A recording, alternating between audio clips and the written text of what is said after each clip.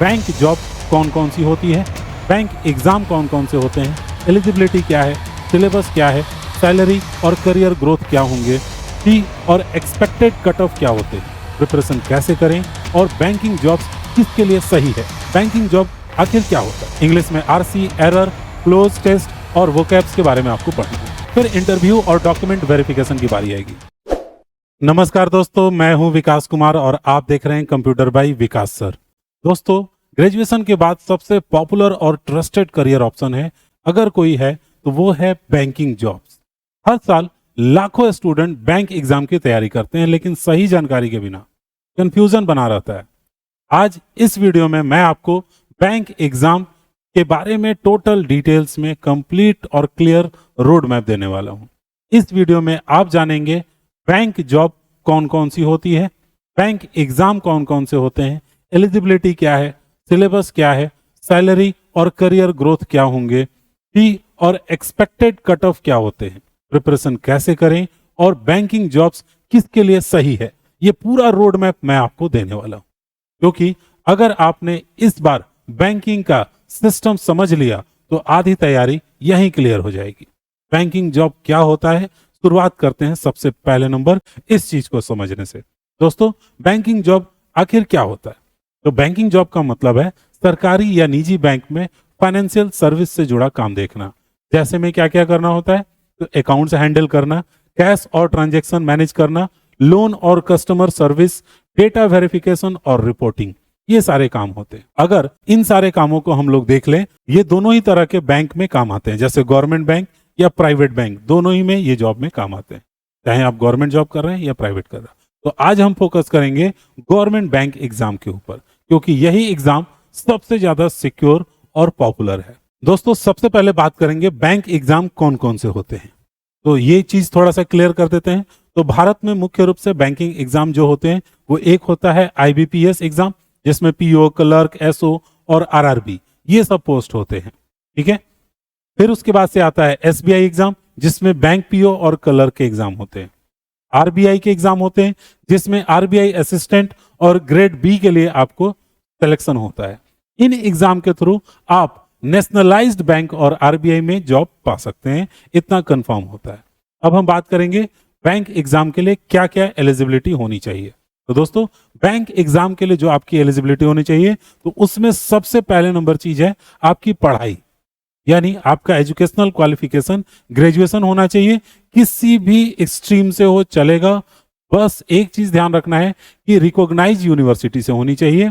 Age limit भी आप ध्यान रखिएगा, तो एज लिमिट मिनिमम 20 से 21 साल और मैक्सिमम 28 से 30 साल। हाँ, रिलैक्सेशन मिलता है एससी और एसटी के लिए थोड़ा सा, इसमें तो उनका एज लिमिट थोड़ा और बढ़ जाता है। फिर उसके बाद बात करें तो आप एक इंडियन सिटीजन होने चाहिए।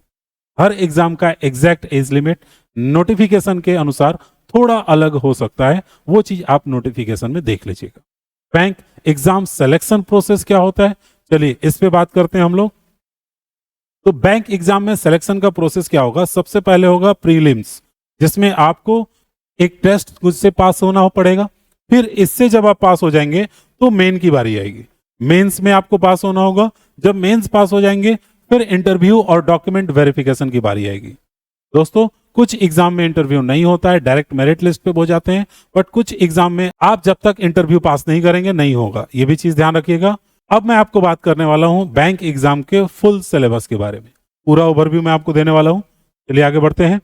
जो इसका सिलेबस होगा वो कुछ इस तरह से बटा हुआ है। सबसे पहला नंबर हम लोग बात करेंगे मैथ का, जिसमें आपको simplification, percentage, ratio, profit and loss और डीआई, इतनी चीजों का प्रिपरेशन आपको करना है, ठीक है। इसको बोलते हैं हम लोग क्वांटिटेटिव एप्टीट्यूड, ठीक है। फिर उसके बाद से आता है आपका नेक्स्ट, जिसमें इंग्लिश में आरसी, एरर, क्लोज टेस्ट और वोकैब्स के बारे में आपको पढ़ना होगा, ठीक है। रीजनिंग की एलिजिबिलिटी भी चाहिए आपको, जिसमें पजल सॉल्व करने, सिटिंग अरेंजमेंट के बारे में सही जवाब दें, सिलोगीम्स, ब्लड रिलेशन, ये सारी चीजें आपको बतानी है। तो ये कुछ सिलेबस रहते हैं। जीके का भी बात कर लेते हैं। जीके में आपको current affairs, banking, terms condition और बजट के बारे में पूछा जाता है। ये आपका पूरा सिलेबस ओवरव्यू है, जिससे आपको प्रिपेयर करना होता है, ठीक है। फिलिंग द ब्लैंक्स टाइप्स के आपके क्वेश्चंस होते हैं या ऑब्जेक्टिव टाइप क्वेश्चन होते हैं। प्रीलिम्स में math plus reasoning plus English और मेन में जीके बैंकिंग अवेयरनेस भी जुड़ी होती है। ठीक है, उम्मीद है आप ये समझ गए होंगे। एग्जाम में बैंक के एग्जाम के लिए कितनी फीस कितने खर्चे बैठेंगे आपका वो भी मैं आपको बता देता हूं। तो बैंक एग्जाम के लिए बहुत ज्यादा पैसा तो नहीं लगता है। अगर आप जनरल कैटेगरी से हैं तो आपका लगभग 600 से 850 रुपए, या ओबीसी भी हैं तो भी लगभग इतना ही लगता है। अगर आप SC ST हैं तो आपके खर्चे और कम हो जाते हैं, 100 से 175 रुपए। फी एग्जाम और बैंक के अनुसार होता है। आप देख सकते हैं नोटिफिकेशन में थोड़ा बहुत चेंज हो सकता है। अब हम लोग बात करेंगे क्या आपका कट ऑफ रहेगा। तो जो कट ऑफ होने वाला है इसमें, तो प्री के लिए जनरल के लिए थोड़ा सा अलग रहता है और बाकी के लिए थोड़ा अलग रहता है। एग्जाम लेवल और नंबर ऑफ वैकेंसीज पे डिपेंड करता है। पेपर कितना डिफिकल्ट था ये भी मायने रखता है। अगर आप जनरल हैं तो प्रीलिम्स में 55 से 70 मार्क्स चाहिए, मेंस में आपको 45 से 60% होना चाहिए। कट ऑफ हर साल थोड़ा बहुत ऊपर नीचे होता है, तो ये फिक्स नहीं हो सकता है, थोड़ा बहुत चेंज हो सकता है, ये ध्यान रखिएगा। कट ऑफ भी मैंने आपको बता दिया। अब हम लोग बात करेंगे बैंकिंग जॉब में क्या सैलरी और अलाउंसेस आपको मिलेंगे। ये सबसे इंपॉर्टेंट चीज है। सैलरी जो कि एक क्लर्क की होती है वो लगभग 28 से लेकर 32,000 होती है। अगर आप बैंक पीओ हो जाते हैं तो 50,000 से लेकर 60,000 होगी। अगर आरबीआई ग्रेड बी में आप जाते हैं तो 75,000 प्लस का भी होगा। और साथ ही इतने सारे आपको अलाउंसेस मिलते हैं जैसे DA, HRA, medical, travelling, pension, और आपको बहुत सारा रेस्पेक्ट और स्टेबिलिटी भी मिलता है साथ में। दोस्तों, गवर्नमेंट जॉब एक बहुत ही बड़ा स्टेबल जॉब होता है। बैंकिंग जॉब में सैलरी के साथ ये आपको जरूर मिलता है। अब हम लोग आगे बात करेंगे। नेक्स्ट टॉपिक जो हमारा है वो है आपका करियर ग्रोथ कहां तक जाएगा। क्लर्क प्रमोशन पथ सबसे पहले नंबर आपका आता है।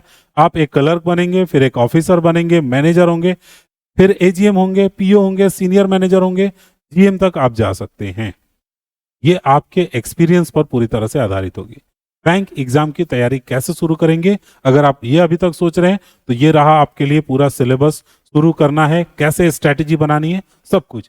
सबसे पहले सिलेबस को समझिए अपने। डेली मैथ और रीजनिंग की प्रैक्टिस करिए, इंग्लिश रीडिंग की हैबिट बनाइए, daily current affairs, weekly mock test और डेली स्टडी प्लान। 3 से 4 घंटे आपको फोकस स्टडी करना पड़ेगा। स्पीड एक्यूरेसी पर ध्यान देना होगा। एनालिसिस सबसे ज्यादा जरूरी है। अगर आप कंसिस्टेंस है, बैंक एग्जाम आपके लिए कोई मुश्किल चीज नहीं। कंसिस्टेंसी बहुत ज्यादा जरूरी है। एक प्लान बनाइए और शुरू कर दीजिए आज ही।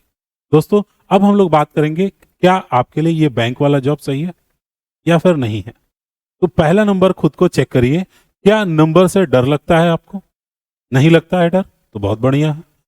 आप देखिए कि क्या आप डेस्क जॉब चाहते हैं। जॉब सिक्योरिटी आपके लिए बहुत इंपॉर्टेंट है। ग्रोथ और सैलरी दोनों चाहिए। अगर आपको फील्ड जॉब और रिस्क पसंद है तो फिर ये जॉब आपके लिए नहीं है। अगर आप फील्ड में जाना पसंद करते हैं, रिस्क लेना पसंद करते हैं तो ये नहीं चाहिए। अगर आप एक डेस्क जॉब चाहते हैं तो ये आपके लिए बेस्ट है।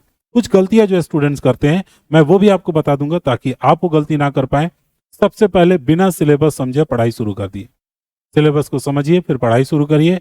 मॉक टेस्ट स्किप मत कीजिए, जितना ज्यादा हो सके टेस्ट आपको देना होगा। वीकली 1 या 2। स्पीड पर काम नहीं करेंगे तो भी जाके आप फंस जाएंगे, अपनी स्पीड बढ़ानी पड़ेगी। करंट अफेयर्स को इग्नोर मत कीजिएगा, उसे भी आपको पढ़ना पड़ेगा। दोस्तों, बैंकिंग जॉब सिर्फ नौकरी नहीं, एक सिक्योर और रिस्पेक्टेड करियर है। अगर आप आज सही डायरेक्शन में तैयारी शुरू करते हैं तो बैंक एग्जाम 2026 आपका करियर बदल सकता है। याद रखिए, बैंक एग्जाम डिफिकल्ट नहीं, बस कंसिस्टेंट मेहनत चाहिए। अगर वीडियो हेल्पफुल लगी हो तो लाइक, शेयर और कंप्यूटर बाय विकास सर चैनल को सब्सक्राइब कर लीजिएगा। मिलते हैं अगले वीडियो में एक और इन्फॉर्मेशन के साथ। तब तक सीखते रहिए।